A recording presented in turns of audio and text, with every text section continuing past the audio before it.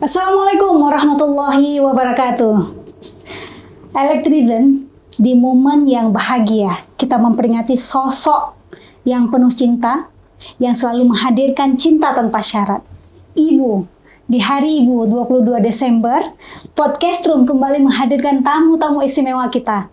Nah, pada saat ini sudah hadir di tengah-tengah kita teman-teman kami, ibu yang hari ini memberikan hasil dan dampak yang luar biasa buat kita semua. Ya, pastikan teman-teman semua menonton podcast kita ini. Assalamualaikum, Ibu Cut ya kami panggil ya. Ya, Elektrizen ini adalah Ibu Cut Nurliana dan beliau punya seorang anak yang sekarang merupakan penulis muda. Ya, sudah menjadi penulis muda yang sudah menghasilkan buku dan hari ini kita launching bukunya.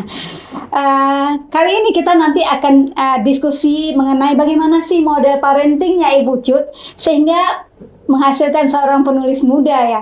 Dan karena memang anak-anak itu pasti punya karakteristik sendiri dan kita hari ini juga sudah menghadirkan yang tak asing mungkin sama Elektrizen ya, Ibu Esti Wulansari, pakar pendidikan inklusi. Assalamualaikum Bu Esti. Waalaikumsalam Bu Lana. Alhamdulillah bisa menyapa lagi teman-teman Elektrizen. Ya, oke Ibu-ibu, ini kita ngobrolnya santai-santai aja gitu ya. Karena ini mungkin hari yang sangat melelahkan buat ibu-ibu ya. Ada momen yang sangat luar biasa. Ini ada adik Nazira yang sudah menghasilkan sebuah buku yang nanti kita bisa tunjukkan ke Elektrizen, buku apa yang ditulis oleh adik Nazira. Mungkin awal diskusi kita ke Ibu Cut dulu ya. Ibu Cut, bagaimana sih sebenarnya model parentingnya gitu ya? Karena ini spesial edisinya di Hari Ibu. Pasti ya seorang ibu tuh punya cara dalam mendidik anak-anaknya.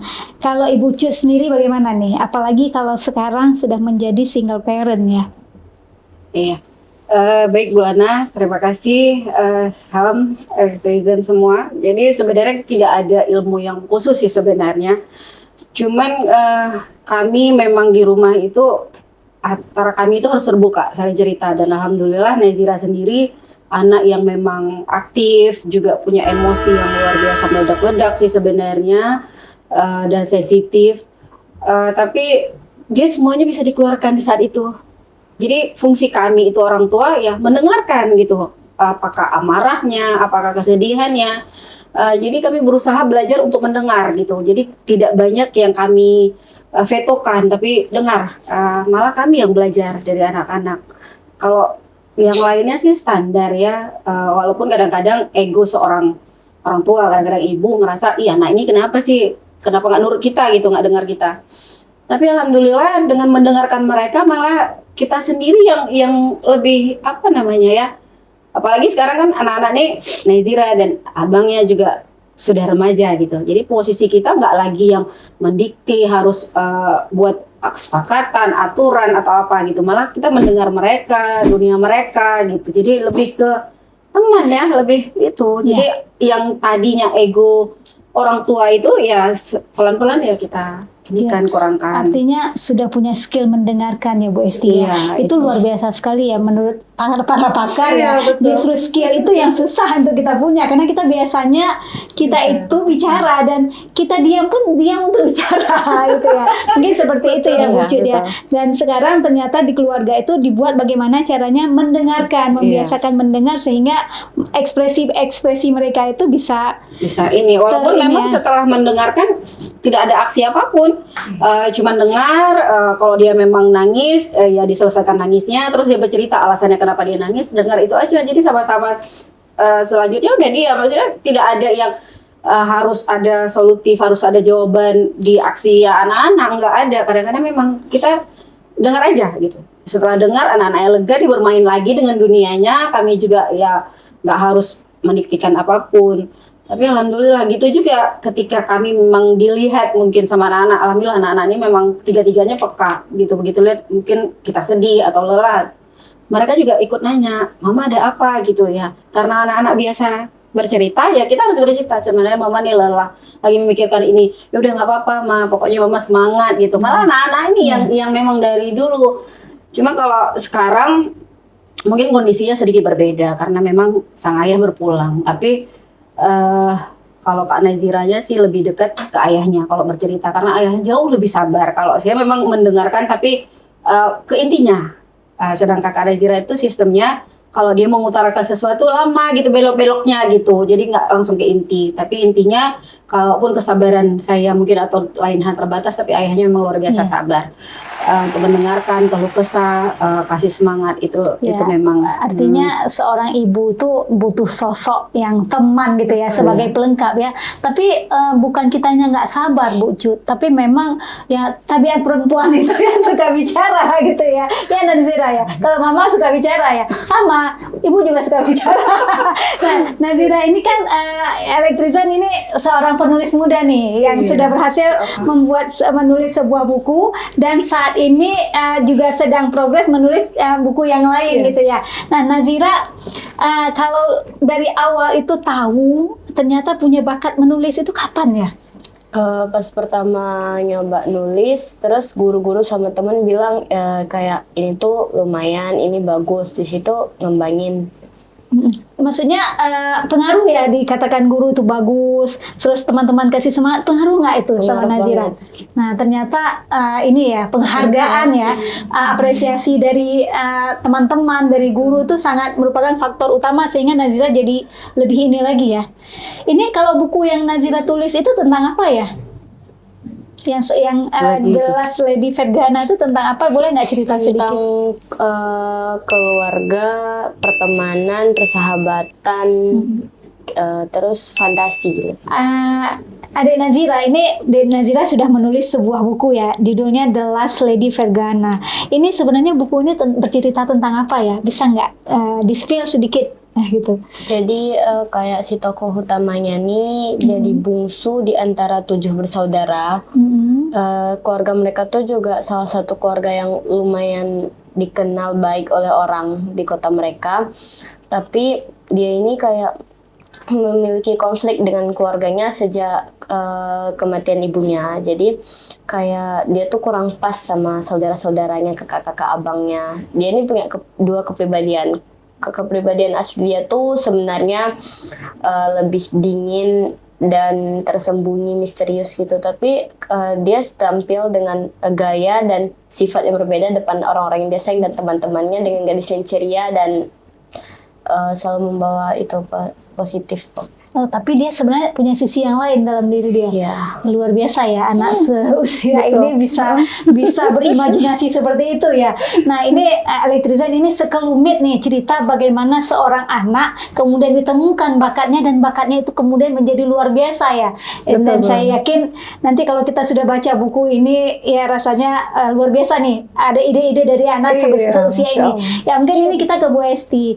Bu Esti sudah banyak melihat anak-anak yang memang unik gitu ya, karena setiap anak kan spesifik dan unik. Betul. Nah ini menurut Bu Esti bagaimana sih orang tua mendeteksi sejak dini ternyata anak saya itu punya bakat ini, atau saya pernah berjumpa begini Bu, padahal dia anak laki-laki tunggal di dalam rumah, maksudnya satu-satunya laki-laki yang kalau orang sekarang ngomong ini adalah ini ya gitu ya masa depan gitu ya. Tapi kemudian pada saat anak itu dirasakan tidak bisa dikembangkan oleh orang tuanya, dia kemudian tidak disekolahkan. Nah ini kan berarti kan mereka tidak bisa melihat yang mungkin dia punya bakat yang lain. Nah, menurut Bu Esti, kami ini yang awam nih, ibu-ibu atau orang tua yang awam, bagaimana sih Bu melihat seorang anak itu punya bakat ternyata yang luar biasa? Iya, pada dasarnya setiap anak itu lahir dengan potensinya masing-masing kan Bu Lana ya. Jadi nggak mungkin Allah tuh nyiptain produk gagal gitu.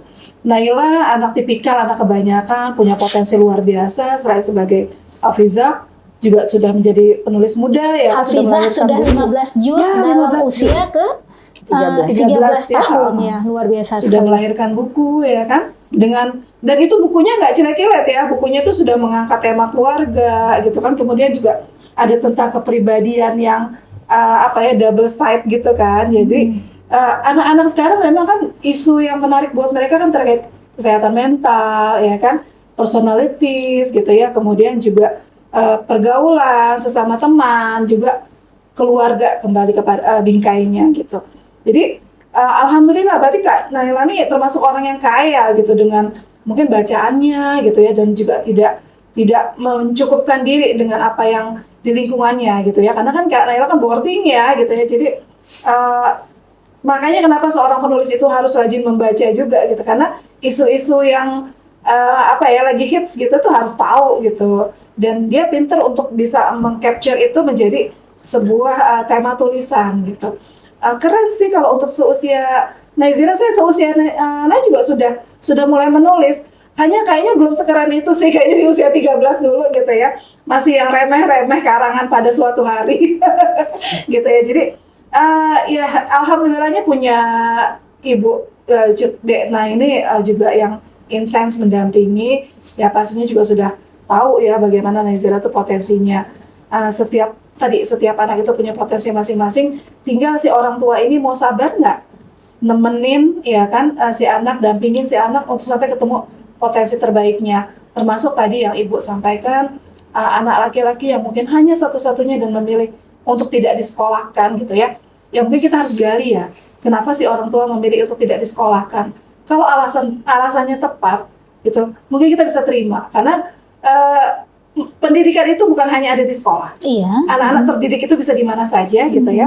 Tapi tentu menyekolahkan jauh lebih baik, karena kan bukan hanya sekedar ilmu, tapi kita butuh wawasan sosial dan lainnya gitu ya di sekolah. Nah, kalau si anak itu memang punya kondisi khusus yang tidak membuat dia bisa bersekolah, tidak apa-apa, hanya si orang tua tentu harus lebih aware dong, harus lebih ibaratnya effort ya untuk mencari, oh anakku nih kemana nih potensinya. Harus dieksplor berarti ya. Betul, dieksplorasi, difasilitasi, dan memang betul-betul ditemenin. Karena kenapa? Karena tugas kita lah di situ, orang tua gitu kan, untuk nemenin anak-anak kita. Kan nggak mungkin dia gede sendiri gitu kan, tanpa kita orang tua yang mendampingi gitu. Nah, bagaimana orang tua kemudian terpanggil untuk mewujudkan perannya, inilah yang akhirnya jadi PR kebanyakan ya di masa sekarang ini, di mana semua orang sibuk ya kan, orang tua sibuk dengan pekerjaannya, makanya anak-anak sekolah deh supaya ditemenin sekolah gitu kan. Nah, ketika ada kondisi khusus yang memang anak-anak kita tidak bisa bersekolah pada umumnya, sekolah formal pada umumnya, nah orang tua harus effort dikit dong. Mungkin ada lembaga pendidikan ya kan, alternatif yang bisa menjawab kebutuhan dari si anak ini gitu, yang mungkin juga beda dari anak kebanyakan gitu. Ya, menyambung Bu Esti. Kalau sekarang ini kan ada disebut anak itu sebagai strawberry generation. Oh iya. Tapi ternyata menurut pakar lagi, Pak Reynald Kasali itu juga Iya, ada betul. namanya strawberry parenting gitu ya. Betul. Nah, ini sebenarnya apakah karena faktor waktu misalnya itu ya. Jadi anak itu difasilitasi dengan berbagai fasilitas tanpa didampingin karena orang tuanya berpunya gitu Iya. ya.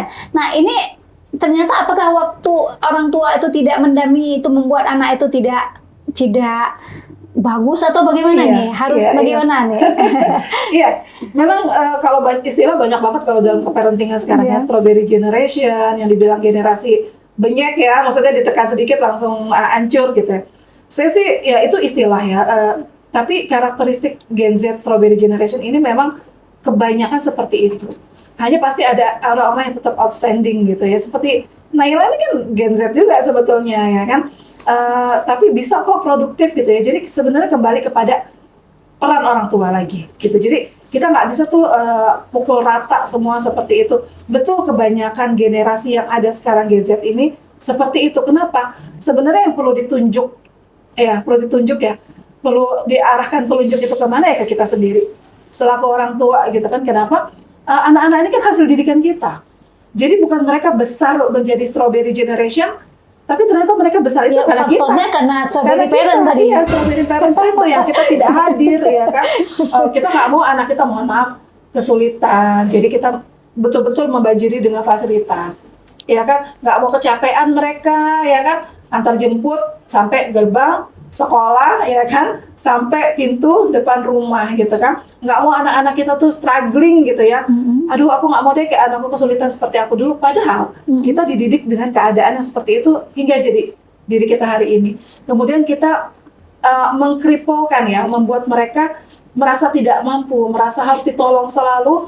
Dan ketika mereka tumbuh menjadi generasi yang tidak mandiri, menjadi anak-anak yang tidak mandiri, kemudian kita menuding mereka. Padahal yang membuat mereka seperti itu kitanya gitu ya. Jadi kayak lingkaran, aduh Masya Allah. Tapi tetap akan ada orang-orang yang outstanding, yang tetap terpanggil secara fitrah, tetap memainkan perannya sebagai ibu, ya kan, sebagai ayah. Insya Allah itu tidak akan apa ya, ibaratnya upaya kita itu tidak akan, hasil itu tidak akan menyelisihi gitu. Oke. Apalagi kalau berkah Allah turun, ya kan. Sudah ada terbukti di sini Naila, Masya Allah ya kan. Hari ini tanpa ada ayah ya Nak ya, bisa berdiri Bukan di depan. artinya mengecilkan peran Betul, ayah, betul, tapi betul. kondisi yang tidak kita bisa hindari, Betul. yang nggak bisa kita hindari ya, Adik Nazira ya. Betul, Artinya betul. bahwa dengan mama sekarang, mama berarti Nazira itu tetap harus maju gitu ya. Iya. Dan mungkin ibu-ibu dan orang tua sekarang nih Bu Esti ya, harus lebih terdidik lagi ya. Ya. Harus. Kenapa? Karena gini, kalau kita tidak mendidik diri kita sendiri, ya kan, otomatis lingkungan yang akan mendidik kita. Dan lingkungan itu kadang kita tidak bisa seleksi dengan baik. Apalagi sekarang era sosial media, ya kan. Kalau kita tidak menyeleksi itu, Masya Allah, makanya banyak ibu-ibu yang stres, insecure, ya kan, dengan pencapaian orang. Padahal dia juga bisa tuh untuk bisa melakukan pencapaian-pencapaian sendiri. Ini kan pencapaian DNA luar biasa kan. Jadi kalau kita tidak mendidik diri kita sendiri, maka kita harus siap orang lain atau tadi ya Lingkungan tadi yang akan yang mendidik dan makanya ya, kembali biarkan lingkungan yang membentuk ya. akhirnya Bulana bilang ya, kalau kita tidak keras terhadap Keraslah pada dunia, diri sendiri, iya, maka dunia nanti yang iya, melakukan keras ya sama kita ya kalau Iya. enggak. Oke, ini kembali ke Adik Nazira. Ya, supaya tadi nggak kehabisan ide pada saat menulis, memang suka baca buku apa ya? Biasanya novel fiksi juga. Suka baca novel. Makanya nulisnya fiksi gitu. Karena Oh, gitu. inspirasinya dari situ. Ya, pada saat menulis ini, apa sih cita-citanya pada saat itu? Pertama nulis tuh pengennya tuh emang dari awal karyanya dibukukan. Apalagi pertama sekolah bilangnya mau bantu, tapi keundur terus. Jadi kayak pertama dah mau berhenti, tapi ingat kayak jalur lain tuh banyak. Jadi tetap semangat nulis. Ya, maksudnya pada saat itu tetap termotivasi terus untuk nulis, dan pengennya cita-citanya apa ya? Boleh nggak disampaikan? Ini mau di launching kapan? Waktu itu gimana ya cita-citanya waktu itu?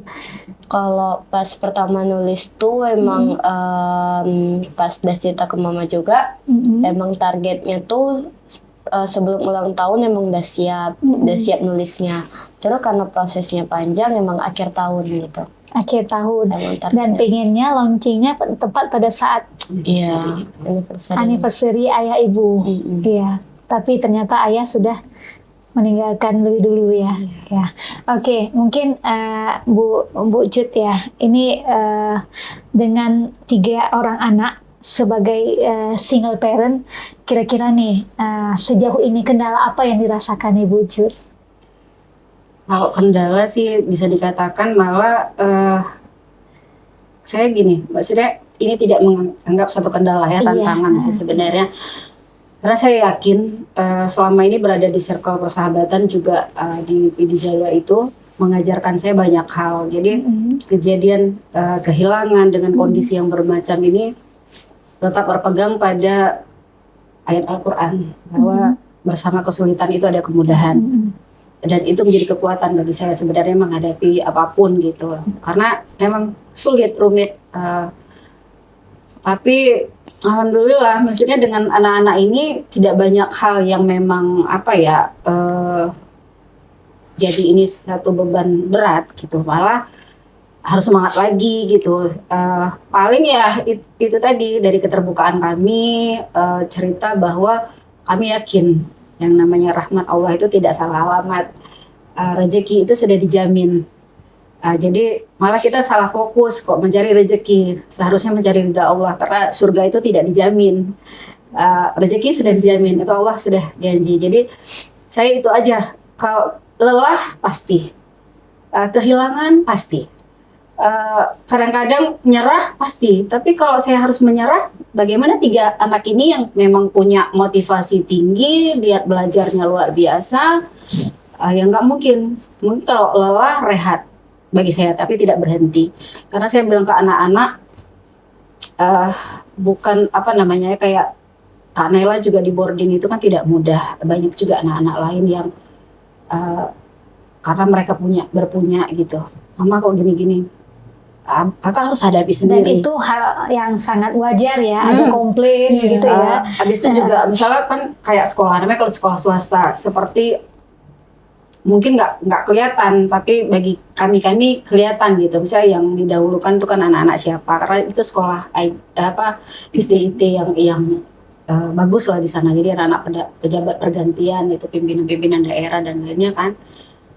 Kayak apa ya, maksudnya jadi saya sendiri juga berpikir kayak gini, anak orang lain bisa, mungkin mereka mudah, tapi saya yakin saya punya Allah, saya punya jalan untuk dapat itu. Jadi anak saya itu jangan jadi nomor terakhir di antara mereka karena tidak punya gitu. Walaupun sempat waktu itu kesulitannya dia sekolah sampai nunggak ya kakak ya. Iya. Tapi ke kakak langsung bilang itu biar maupun sama papa yang pikiran, kakak sekolah fokus gitu. Yang penting belajar, giat, lakukan itu yang terbaik, ikuti aturan sekolah. Kalau bonus yang itu kalau hadiah, piala atau apapun apresiasi dari manapun itu adalah bonus dari kerja keras. Jadi fokusnya tetap berbuat terbaik. Jadi dia pun sendiri semangat fight-nya itu luar biasa, bertahan yang tidak mudah dengan anak-anak seperti itu waktu SD ya kakak ya. SD boarding dengan anak-anak yang memang bermacam. Tapi ketika SMP keluar masuk anak-anak dari sekolah luar, jadi mereka kan berbaur. Jadi Kak Naila juga ketemu teman-teman yang tidak tahu background Kak Naila, jadi memang bertemannya lebih terbuka di saat SMP. Kalau SD-nya memang karena tahu kan mereka berangkat dari mana, kayak ngejekan itu sampai jemputan pakai mobil apa dan segala macam itu dirasakan sampai hal maksudnya kok bisa kayak di sini gitu karena pagi. Jadi hal kayak gitu. Jadi sampai berita tidak bayar sekolah itu tahu ke Nailanya dari orang tua malah anak-anak yang lain, bukan hanya dari anak-anaknya gitu. Tapi alhamdulillah dia bertahan kuat. Saya selalu bilang kakak harus buktikan dengan prestasi. Itu balas dendam terbaik. Jadi jangan patah semangat dengan hal kayak gitu. Jadi itu terus yang saya bilang. Sampai saya bilang sulit itu pasti, tapi kalau Allah mudahkan gak ada yang sulit. Jadi itu, dan alhamdulillah juga tidak hanya Kak Naila sih sebenarnya, abangnya juga, Abang Faiz itu sudah kuliah. Dia tidak bisa bawa motor karena saya larang waktu di Daya. Dan sekarang dia harus jalan 1 kilometer lebih untuk ke kampusnya. Dan alhamdulillah mau. Jadi memang anak-anak ini luar biasa, begitu kami arahkan. Cuman prinsipnya kalian itu tidak harus jadi orang jujur.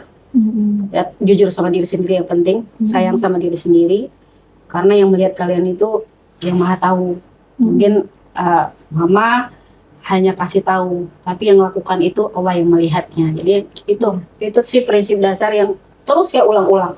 Walaupun kadang-kadang habis ngomong sama mereka, saya sendiri down. Itu ngomong aja apa nguatin diri sendiri. Tapi yang pasti saya sedang menguatkan diri sendiri.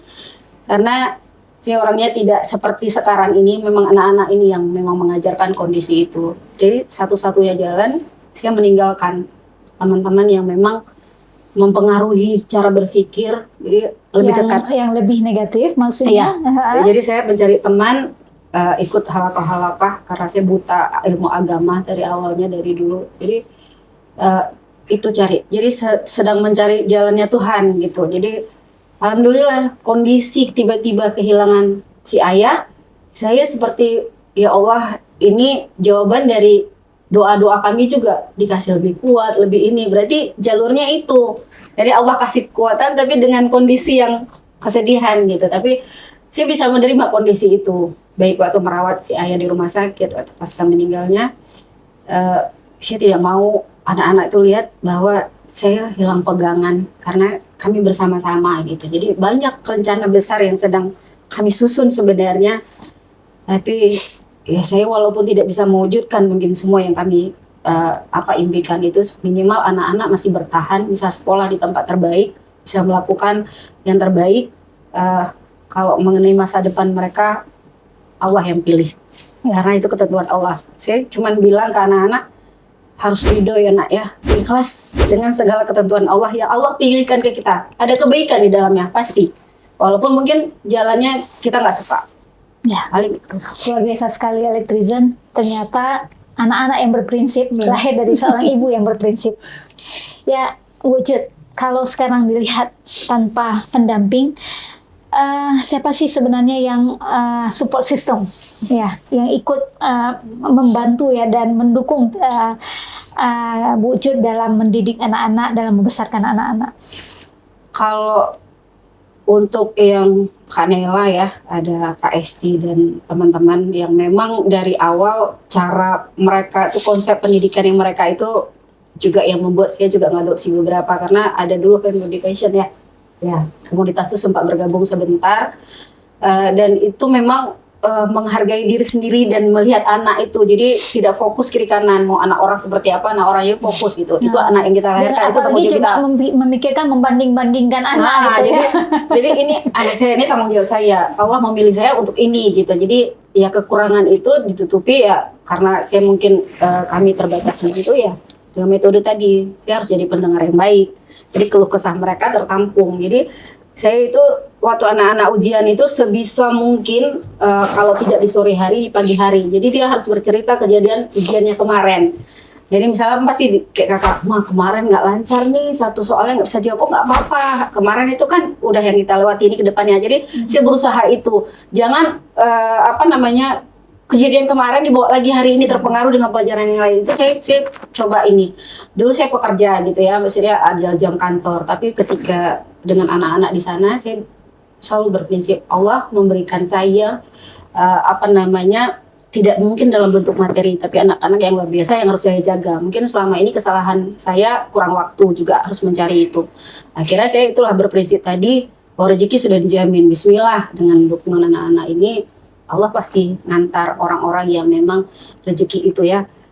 Kalau dukungan lain yang paling besar itu dari Kak Syade Maraban. Luar biasa. Saya pernah bekerja sama beliau itu di tahun 2008 pertama kenal beliau. Dan begitu kenal Kak Naila, langsung dibilang, anak-anak Dena ini anak-anak yang hebat. Berdoalah ya bagus-bagus, kata dia. Jadi kalau saya sebutkan ke dia, Kak, nggak pernah dia bayangkan, kenapa nggak pernah, ini jawaban doa-doa Dena, gitu katanya. Jadi akhirnya itu, kata-kata beliau itu yang membuat saya harus mencari jalan Tuhan ini. Harus kuat secara menambah keimanan, menambah yakin bahwa pertolongan Allah itu dekat, ya dari bahasa-bahasa beliau. Dan mungkin beliau banyak melihat banyak hal yang mereka hadapi. Beliau juga punya anak yang luar biasa ya, punya istimewa luar biasa. Dan punya kehidupan juga yang kita juga tak bisa bayangkan. Jadi sering beliau bilang, yang kita hadapi ini jangan melihat seolah-olah di orang lain. Mungkin akan berbeda, tapi Allah pilih kita untuk menghadapi itu. Jadi bahasa-bahasa beliau ini memang yang selalu terngiang gitu. Mereka orang-orang besar, tapi keren gitu, tidak pernah meremehkan orang, sangat menghargai orang, siapapun orangnya, siapapun dengan apapun kondisinya. Kalau dulu di circle sebelumnya mungkin harus level yang sama. Kalau kita di bawah mereka ya kita orang disuruh-suruh, orang di ini. Jadi kenal sama mereka itu luar biasa. Jadi kalau ada circle yang toksik, tinggalkan aja. Akhirnya banyak di rumah juga ikut yang memang mengupgrade saya tadi di ilmu agama. Jadi sedang proses belajar. Oke, tapi untuk menghasilkan buku ini juga sekolah punya peran yang sangat penting ya. Betul. Ada satu ustazahnya, Ustazah Rahma namanya, Ustazah Rahmawati. Beliau memang guru literasi. Jadi itu kayak Kak Naila bilang di awal kan ada kelas, dia salah inilah, misalnya dimasukin ke sana karena sering gitu. Misalnya kalau ada event-event sekolah, awal-awalnya ikut begitu seleksi alam tadi karena pengaruh yang tanda kutip tadi, Kak Naila sering tidak ikut di akhir-akhir gitu. Itu istilah. Jadi dimasukkan ke kelas ini tanpa sengaja. Mungkin ini petunjuk Allah ya, jalannya. Sebenarnya gitu. Salah itu salah karena jalannya Allah seperti itu. Jalannya Allah yang benar. Menurut kita waktu itu kan salah gitu. Tapi waktu itu ya seperti Kanela bilang, dia nulis puisi-puisi gitu di awal-awal. Dia cerita, mama ikut literasi, senang juga kakak. Dia karena orang kan bercerita orangnya. Memang suka gitu kalau menceritakan sesuatu itu sampai detail gitu. Jadi kayak dia menemukan dunia yang bisa nuangkan lah cerita dia itu sambil dia berproses. Dan Bu Rahma itu, Ustazah Rahma itu memang luar biasa ngedukung. Tapi lagi di awal-awal itu ya event-event sekolah itu tidak terlihat juga. Maksudnya 100% terlihat Kak Nela. Masih ada anak-anak yang lain yang prioritas gitu. Tapi berangkat dari itu, begitu SMP, mungkin cara berpikir, cara bertindak Kak Nela kan sudah berbeda dengan ini. Jadi memang istilahnya walaupun ditutupi, dia memang punya bakat dan alhamdulillah begitu dia cerita, saya pun ayo apa yang kakak suka, ayo kakak harus semangat, tapi mah gini-gini nggak ada tapi, kalau memang itu harus yakin gitu bilangnya, harus yakin, kakak harus yakin. Pernah dimarahi ustazah juga ya, nyuri bacanya malam-malam seharusnya waktu istirahat, jadi begitu mau mau setor hafalan dia tekan-tekan tuh, jadi nggak fokus gitu, pernah juga gitu. Jadi memang terakhirnya semua ustadz-ustazah itu memahami karakter Kak Naila itu seperti apa, sehingga mereka sudah seperti apa, mengikhlaskan lah, ayo Kak Naila apa yang Kak Naila lakukan, tapi tidak terganggu dengan jam apa yang ketentuan-ketentuan yang dibuat sekolah gitu. Artinya memang Bu Esti, orang tua tuh harus bermitra dengan sekolah, Iya, sehingga muncullah ya talent-talentnya itu ya. Iya, Karena kalau sekolah itu juga tidak bisa mengeksplor mitra talent dari muridnya, ya mungkin ini nggak akan bakal terlihat. Nggak akan muncul, betul. Ya. Oke, ini ke adik Nazira. Nazira sebenarnya Naila juga namanya ya. Nazira. Jadi mimpinya itu apa, Nazira? Pengen jadi apa, atau melihat kalau bisa disampaikan, melihat masa depan itu seperti apa ya? Kalau masa depan tuh saya kepengennya tuh banyak, cuman pengen bisa kayak ahli atau jago di bidang sains, teknik sama sejarah. Ya, itu bakal terbuka peluang yang cukup besar itu ya, karena kayaknya yang sekarang ini banyak yang pengennya ahli dalam ilmu komunikasi, gitu ya. Apalagi kalau sains dan ilmu sejarah itu Udah jarang ya, udah jarang gitu ya. Oke, itu luar biasa sekali ya, Dek.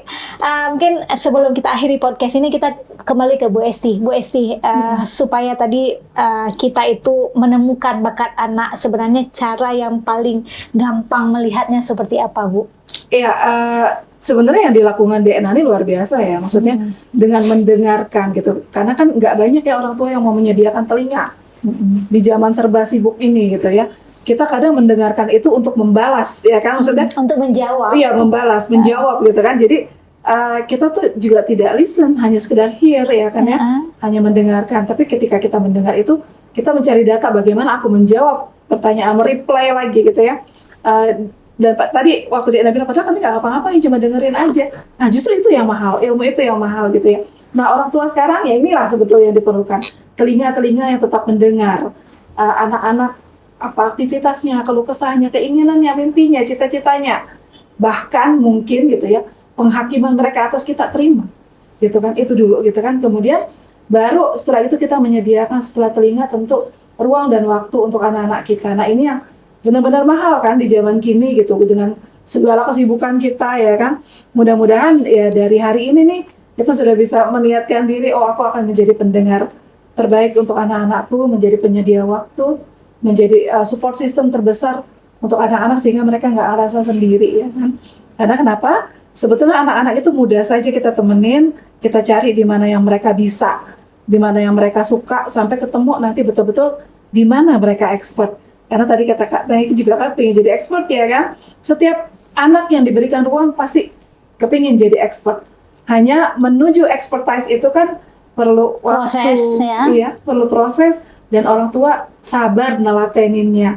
Gitu, itu juga mungkin. Oke, berarti kata kuncinya orang tua itu harus sabar terus dalam punya proses. skill mendengarkan. Betul. Ya, sehingga apa yang sebenarnya ada di benak anak itu bisa dikeluarkan dan Betul. kita bisa ini ya menindaklanjutinya ya Iya. sebagai orang tua. Jangan Oke. berasumsi sendiri ya Bu Lana Iya, ya. benar.